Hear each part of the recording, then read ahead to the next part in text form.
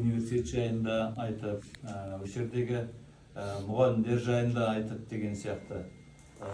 Сосын мынау ертең елге барған кезде айтып барасыңдар, осындай жерде болдық, осындай мастер-класста болдық, осындай нелердің университеттің студенттерімен таныстық деген сияқты. Кімдікі, менікі ма? Менікі.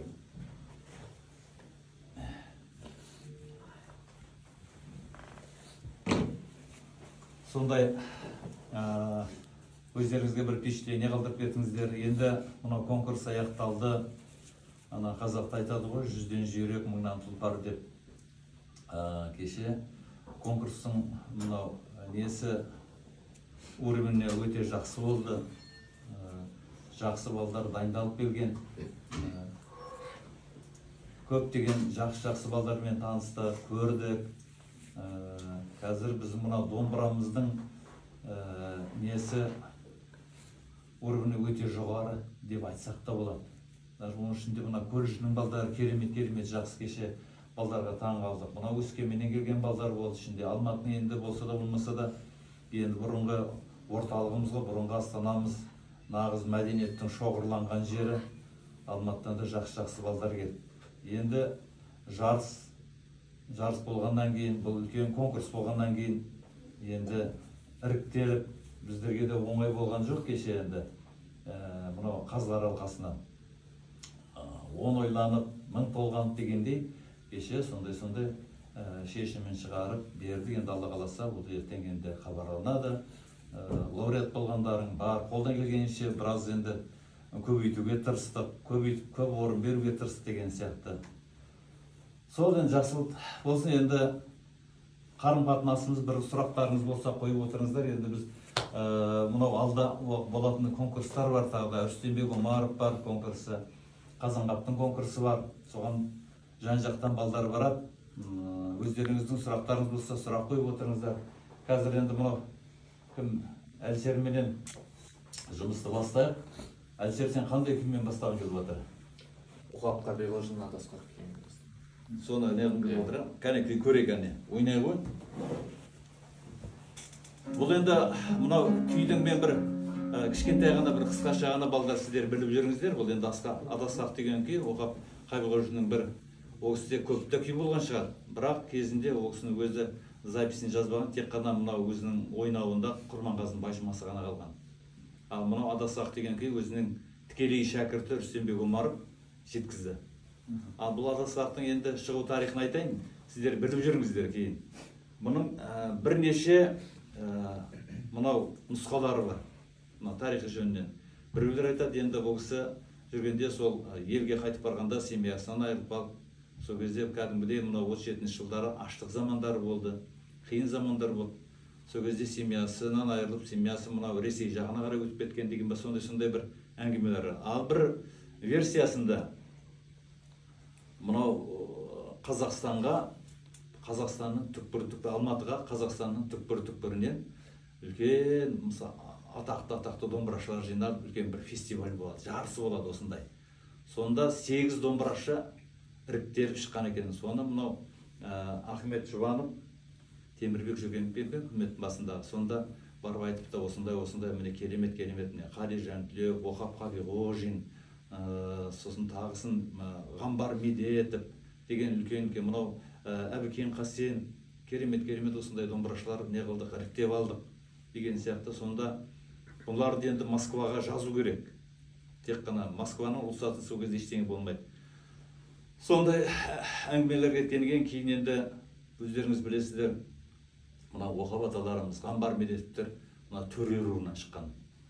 Сода бұл кезде енді төре десе, бай десе, кәдімгі үкіметтің құтырып кететін несі. Сондай бір мынау кезінде мынау кімдер Ғамбар Медетовтер ұсталып кетті. Қудалауға ұрынды. Одан мынау Әбікен Қасеновтерді, мынау Оқап Қабиғожиларды көбі сондай қудалауға ұшырап, сонда мынау Оқаптың біреулер жаңа осында бір тарихында кімнің Оқаптың шығарған Адасқақ деген, Адасқан деп шығарған күй екен. Көрейік енді.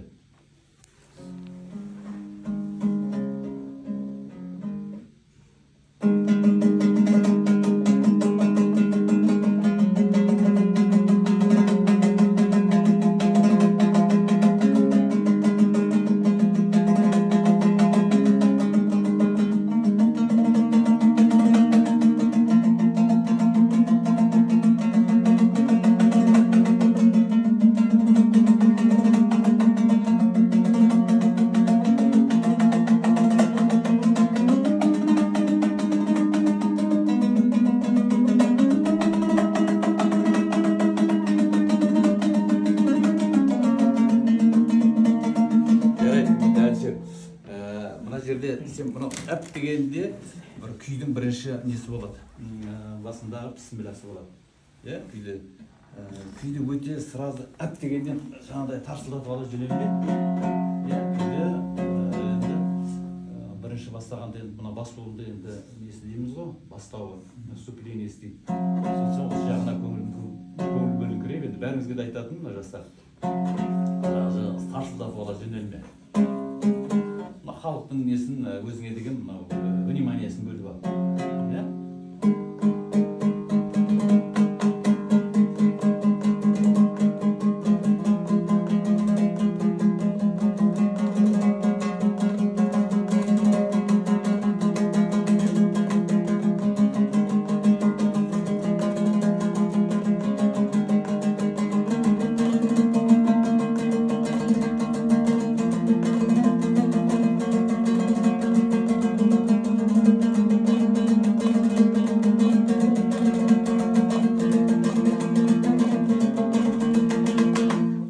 Басында бас бармақты жерде қайра салайық.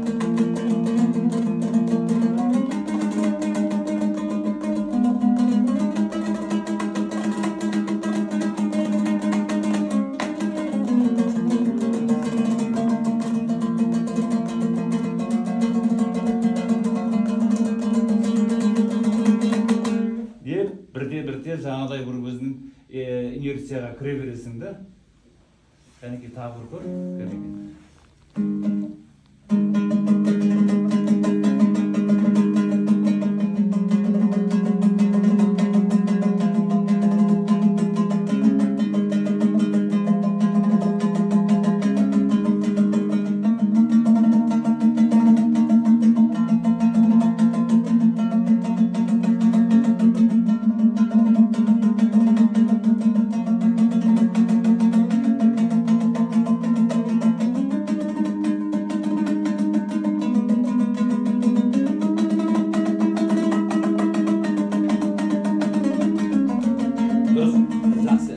Әлде де ұстамдарға отырайын.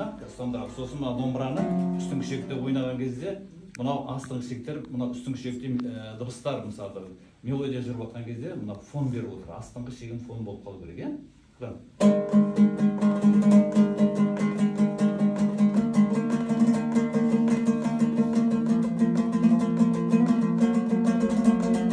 Жаңа мына үшінші саусақпен алып отырсаң, үшпен екімен бұл өзінің несі мына табиғаттың мына саусақтың бітіміне байланысты. Мысалы, қолы саусақ қысқалау орындаушы болса, мысалы, төртінші саусақпен де алуға. Негізі мынау үшінші саусақ енді сәл күштілікте болады да, мысалы, дыбыс шығаруға. Сосын дыбыс шығарғанда одан жаңа мына еті көбіректеу саусақтардан мына жұмсақ дыбыстар көбірек әдемі шығады.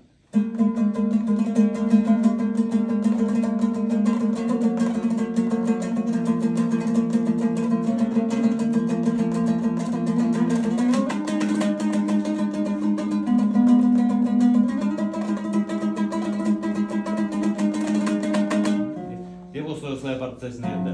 Әрі қарай көр тағы.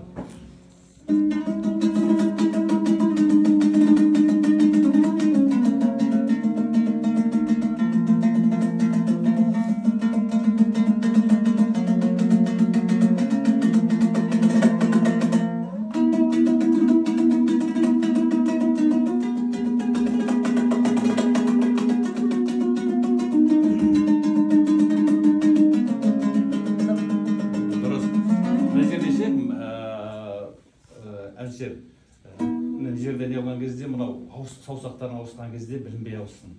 Кешеде, мысалы, көп ана қайранарымды ойнап отқан кезде дегендерде саусақтарда кейбір балдардың саусағы секіріп кетіп жатыр. Иә, сол жағында ол да неге дыбыс үзілмеу керек та, мысалы.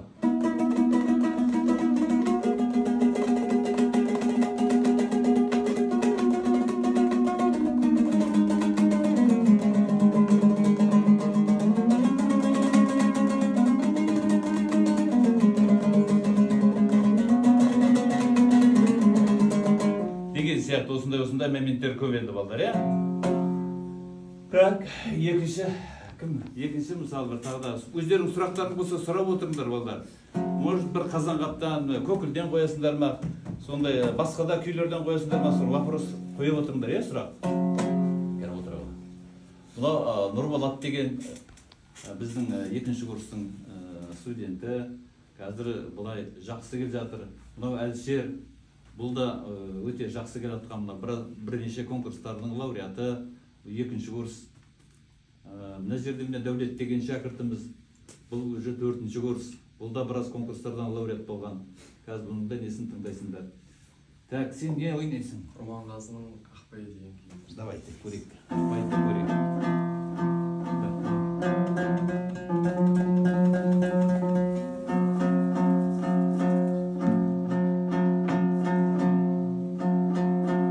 Ақбайдан сұрақ қоюларыңа болады, балдар, иә?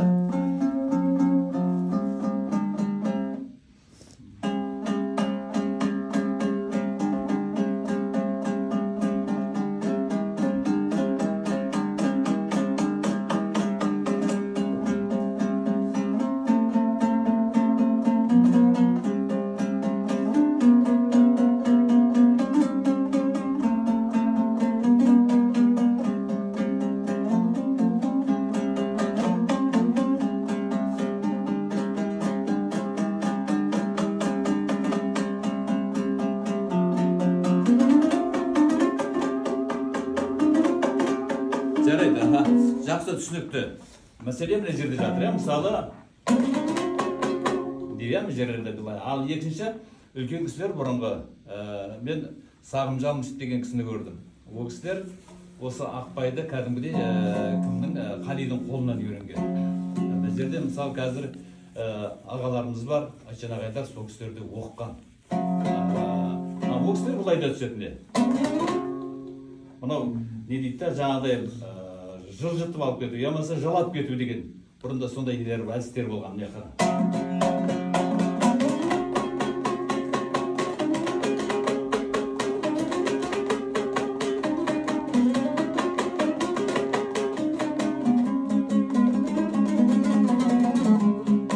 Деп бұл кісілер жаңа құтыртып ұшты.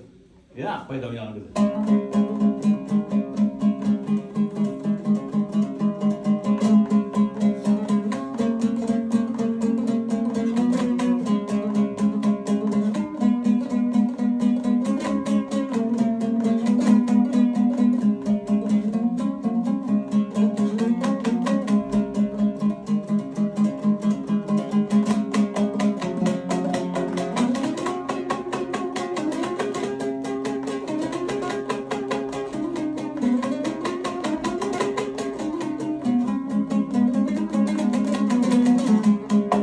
Деген сияқты. Болса, бұл енді оркестрде де ойналады, Ақбай. Бірақ оркестрде 2-3 есе жай темпте орындалады. Тек қана өшерлерінде ғана сәт темпін қайтан тұрауға келеді. Бұл енді, бұл күйдің шығу тарихын енді өздеріңіз білесіздер деп ойлаймын. Бұнда енді Құрманғазының күйлері көбісінде мынау героизм, кәдімгі сондай бір батырлықты суреттейді. Енді ол кісінің өмірі сондай қуғынмен, сүргінмен өткен ғой. Біздің енді батырларымыз, бұрынғы үлкен-үлкен жаңа күйшілеріміз, енді олардың өмірлері тәтті болған жоқ қазіргідей.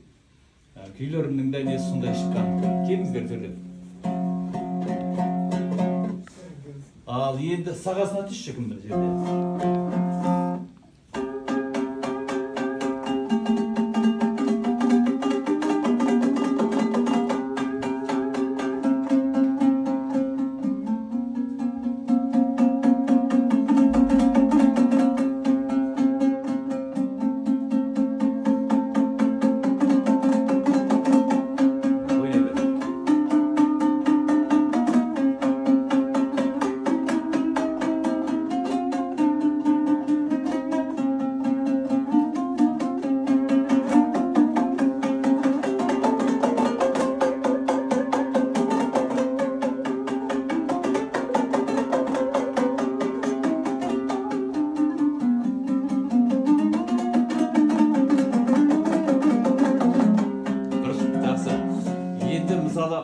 Саға түскен кезде ше, мына жерде деміз. Мынандай кәдімгі бұл фаршлап депті алымыз. Мұнда кәдімгі енді бұрынғы тілмен айтқанда, олар үлкен кісілер айтады, жалап алып отыр әне жеріне, қаймақ жалаған сияқты деймін. Ана сонда деген тәтті деп отыр деген сөз ғой. Бұл енді бізде қазір бұрын деп талады. А бірақ негізі бұрын енді қадел жанкілеу осы алып қойған. Сосын вибрацияны тербелісті. Кешеде біраз тыңдап отырмыз. Көп биберекетсіз тербелісті бере беруге болмайды. Мысалы, анау неде түсіп атсыңдар ғой. Бір тұрады ғой өзі айтып тұрады. Мысалы, нафаға келіп тұрады. Или миға. Деген сияқты. Биберекетсіз беруге болмайды көбінесе. Сол себепті ақпайды да солай. Мысалы, мен сағаға түскен кезде беріп отыр. Бос, мұна қатты беріп керек жоқ. Вот тербелісі отыр бұлай.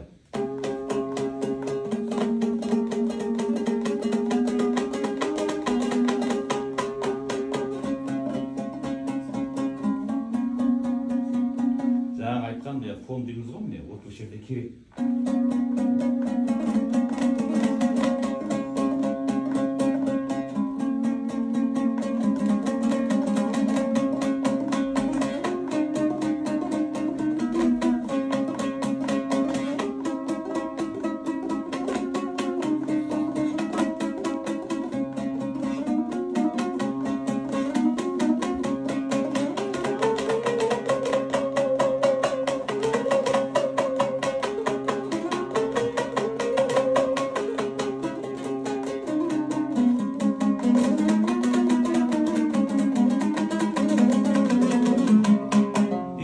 Апарып тастайсың да, сосын барып демаласың. Бас буынды неге бұрын ойнаған қайталап келіп отырады? Кім айтады балдар? Өздеріне демалыс жасап отырады. Мынау процесстен шықты ғой, ойнап шықты да, сәл осы жерде демалады.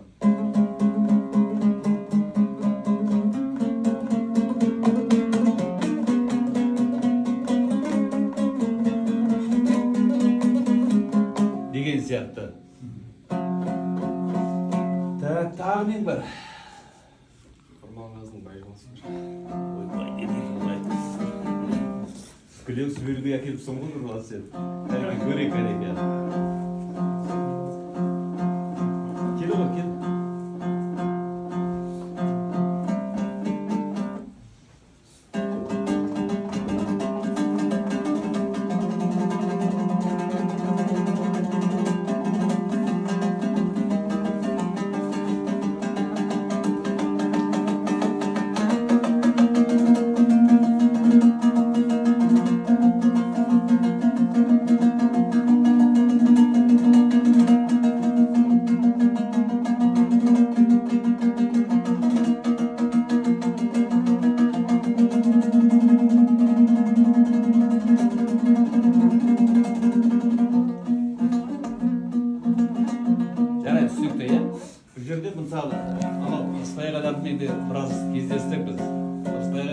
Біраз жүрдім. Сосын Рысбайғайдың енді байжымасы сол Оқаптың байжымасы екеуі бірдей. Бірақ Оқаптың енді ойнау мәнересі тіптен бөлек. Енді Рысбайғайдың енді осы виртуозындарда ғой. Бірақ айтатынды жұмсақтықты сақтап отырмын. Жұмсақтық дыбысы дейді. Ал дегеннен қуат дейді де осы айтады. Бірақ қумау керек негізінде. Қарапайым бастайсыңдар енді.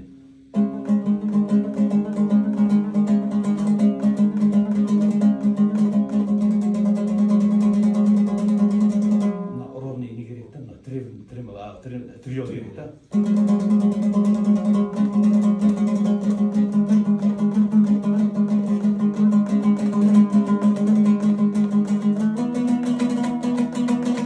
Ана не қылғанда осы айтып отырады, мына іштеген болады, балдар сендерге айтайын, біліп жүріңдер. Осын пайдаланып, педаль дейді. Ол да керек, педаль. Сосын ол кісі мына көбінесе ішпен өргілер жасап отыратын. Адам білмейді ол кісін. Кейде бір үрет түседі мысалы, жерлерден мысалы.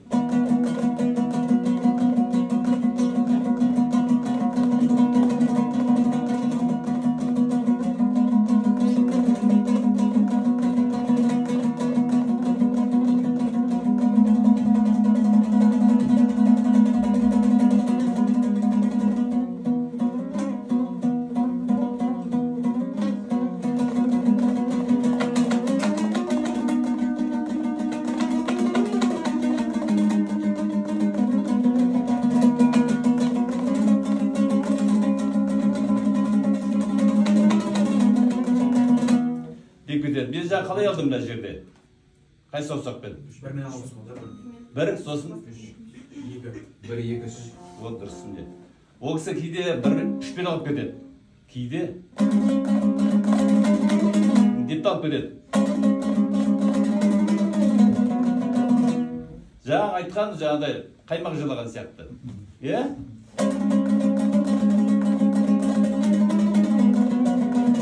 Сонда мына қолдарыңыз қиналмай кетеді.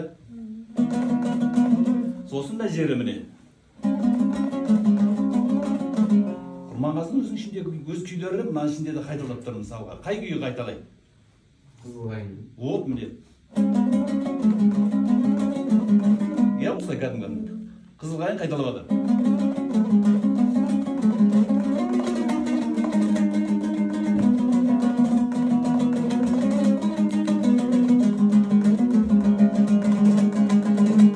Енді әрман қарай мысалы. Жаңағы айтқан жиі кездеседі мысалға фон беріп отыру.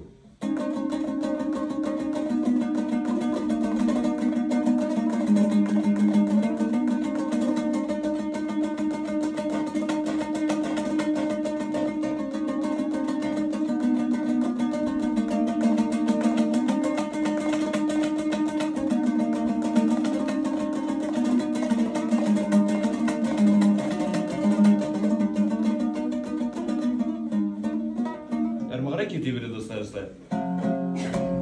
Тағы қандай күйің бар? Ақаңа жайын қашақ.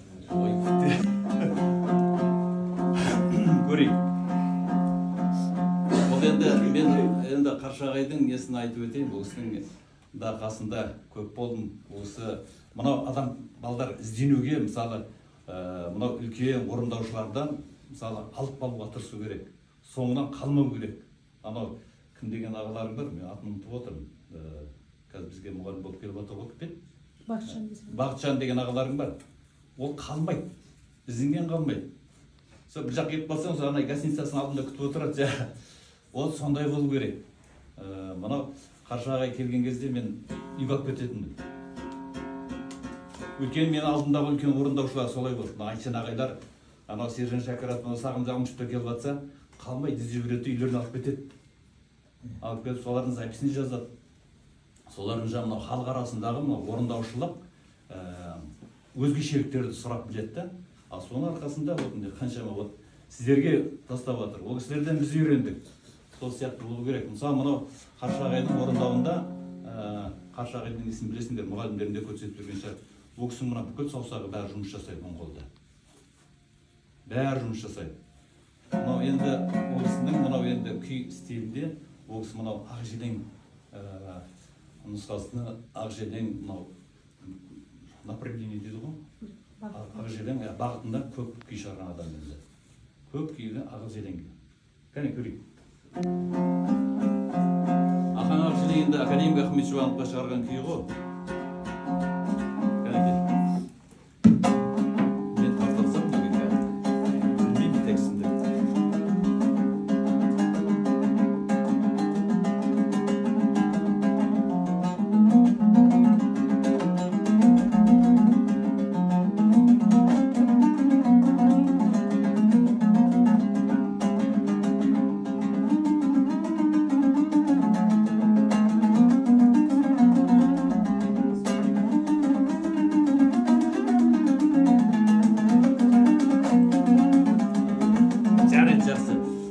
Бұлай ойнар еді мұны.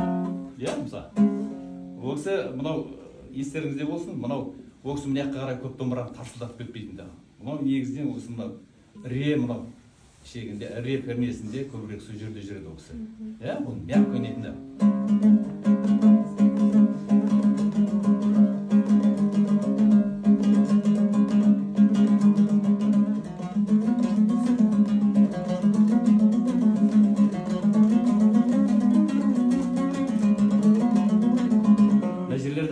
Міндетті түрде бір нелерді басып кетеді.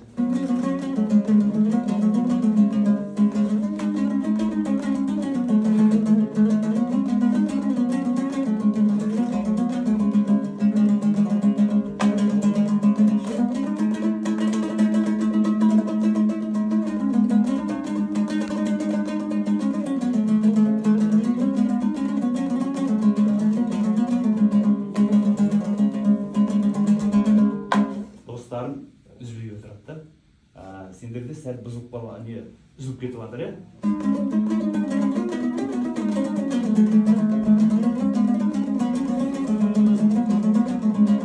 Де мына жерде өзінің бір дұрыс беріп кететін жері болады. Сонда ана темпінен түспей көрейік та, келатқан темпінен түспей сол жерде өтіп кету керек. Иә, жаңағыдай. Сосын мына жерде.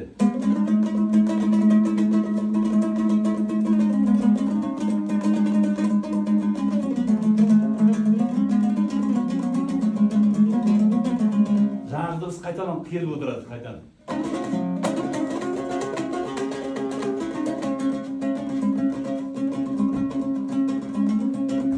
Көшелерінде әдемі м'якке ойнап отыру керек.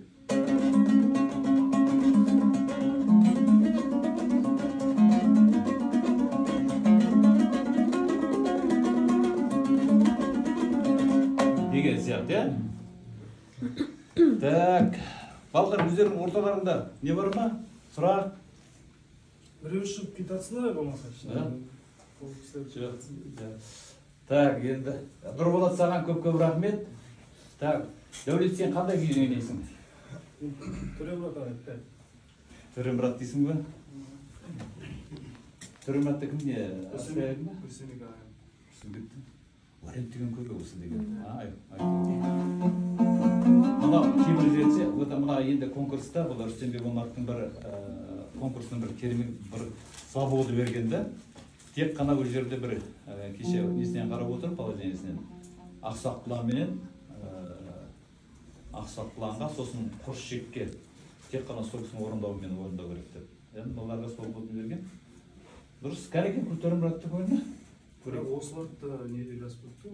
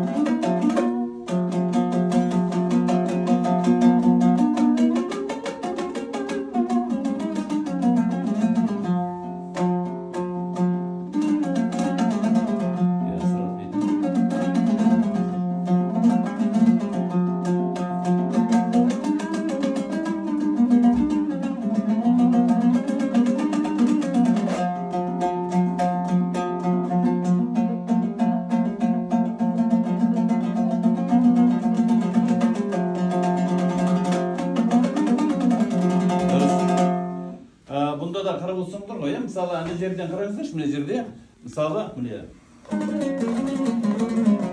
Иә?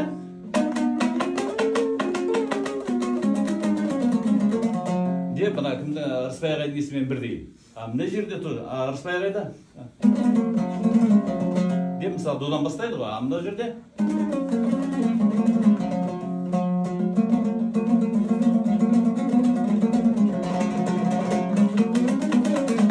Сияқты мысалы. Енді Төремұратты білетін адамдар бәрі көп қой, енді осы жерде отырғандардың бәрі біледі. Төремұратты енді жаңа ойнай алмаймыз. Енді мен бір Қазанғаптан көрсетейін сіздерге мынау Көкілді мысалы. Көкіл енді Қазанғаптың шын күйлерінің бірі ғой. Осы Көкіл, сосын мына күй шағарықша, желең. Бұл жерде енді Қазанғаптың енді орындаушылары өте көп.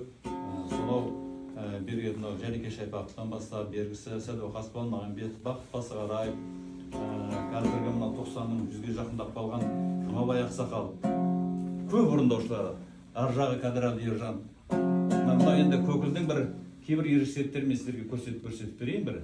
Естеріңізде жүрер.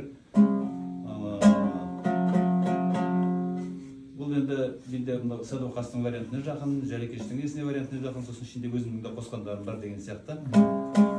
Қосқанда артық кеткен ештеңе жоқ. Мен оны ана үлкен орындаушыларға көрсетіп аламын, бұл Хамидилерге. Күйді мәнерлеп тарту. Ол темасын өзгертпейсің. Иә, өрнектеп, бір әдемі сән беріп деген сияқты. Мысалы Көкілде.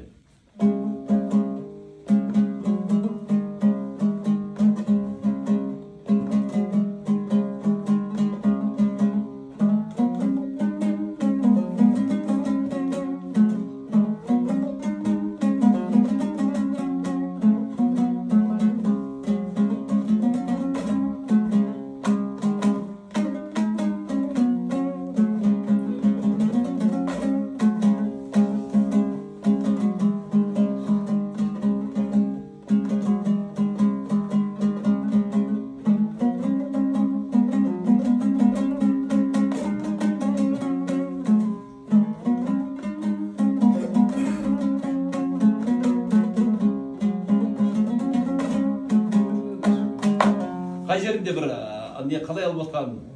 Orada bismillah olsun. Ұрды дұрыс айтасың. Сосын мынандай болады балдар, міне бұл жерде мысалы былай түсем де болады. Десем де болады, иә? А мынаны ұрды бізде осыны айтады жаңағы. Ол қаршылыққа да жатпайды, жаңағыдай бір өзі бір сондай бір жадап қана кетеді.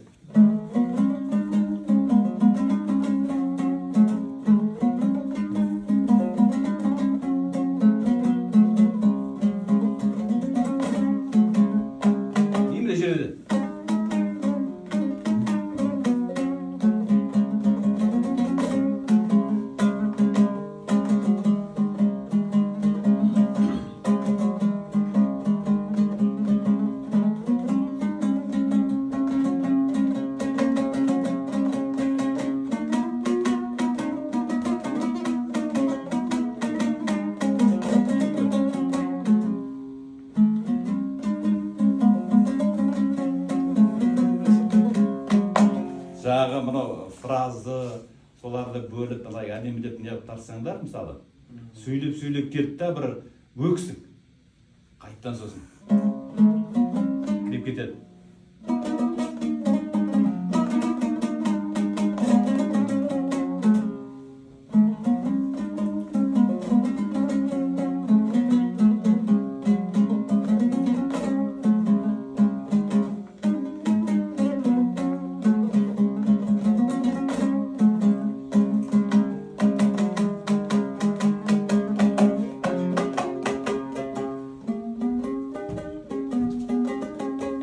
Кеше мысалы ана Көкілжанды ойнап осындар. Сол бір типтес күй ғой екеуі. Осы Көкілден шыққан күй ғой ол. Несі? Көкілден енші алып шыққан күй. Осы жерде мысалы балдар естеріңізде болсын, үстің шекті әбілжат міндетті түрде сөйлету керек. Астың шекті фон беріп отырсаңдар мысалы.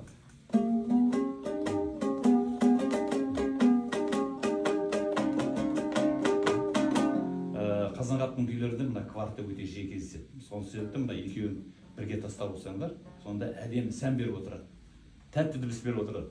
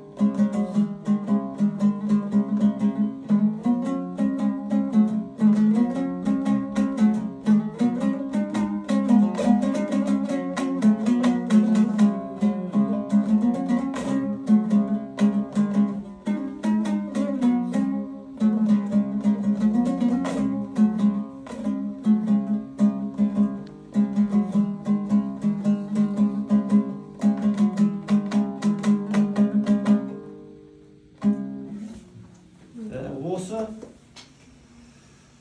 так бір несі келіп қалғанда сияқтымыз ау деймін, қанша уақыт болды өзі?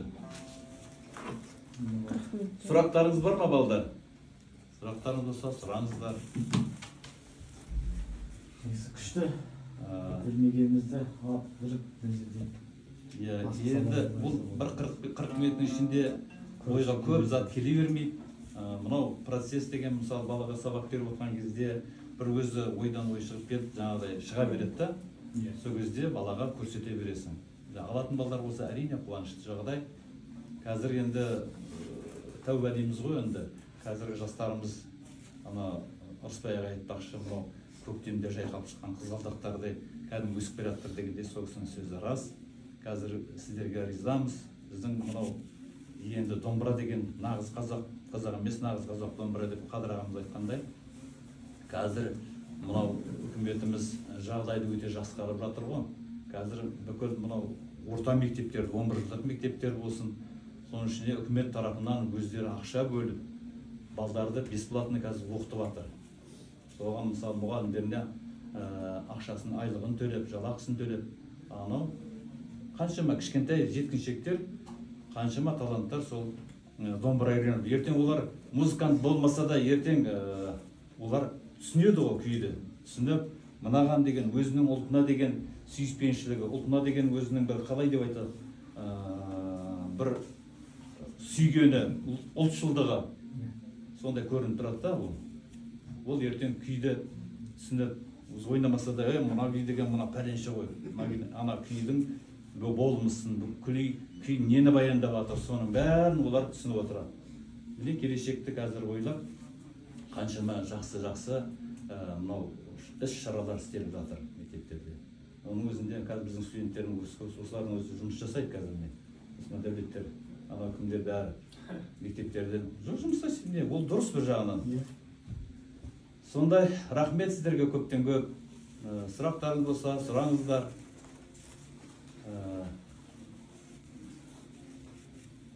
Мен бір ауызымыз негізі айтайын сізге. Енді шәкірттеріңіз келіп жатыр жан-жақтан. Осыдан шабыт, жастарымыздың шабытын ары қарай үлкен бір жолға салатын осы фестиваль бұрыннан көп болмай келіп барып қазір қайтадан жолға алып жатыр ғой. Осы қазір өзінің жолын тауып қайтадан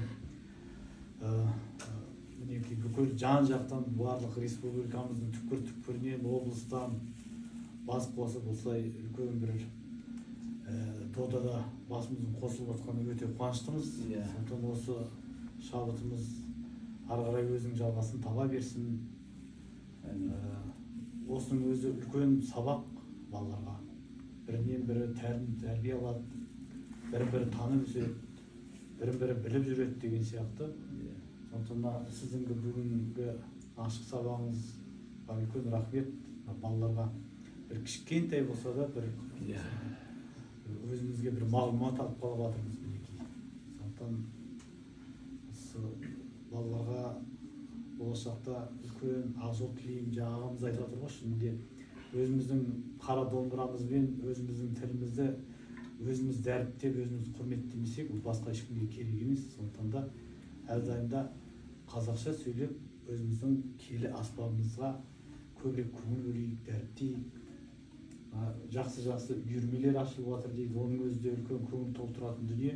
Өйткені қазіргі кезде балаларымызды сонау балабақшадан бастап тәрбиелеу керек деп жатырмыз ғой. Аспапты білсін, домбыраның сондай киелі аспап екенін, домбырамыздың осылай қазақтың әрқайсымыздың төрінде ілініп тұратын аспап екенін білсін деген сияқты ниетпен. Сондықтан осылай өзіміздің төл аспабымызды әрқашанда осылай дәріптеп жүре берейік. Рахмет. Өте жақсы. Жаңа мынау күй арасында Дәулеткерейге неге келген жоқпыз, мына Маңғыстаудың үйлеріне.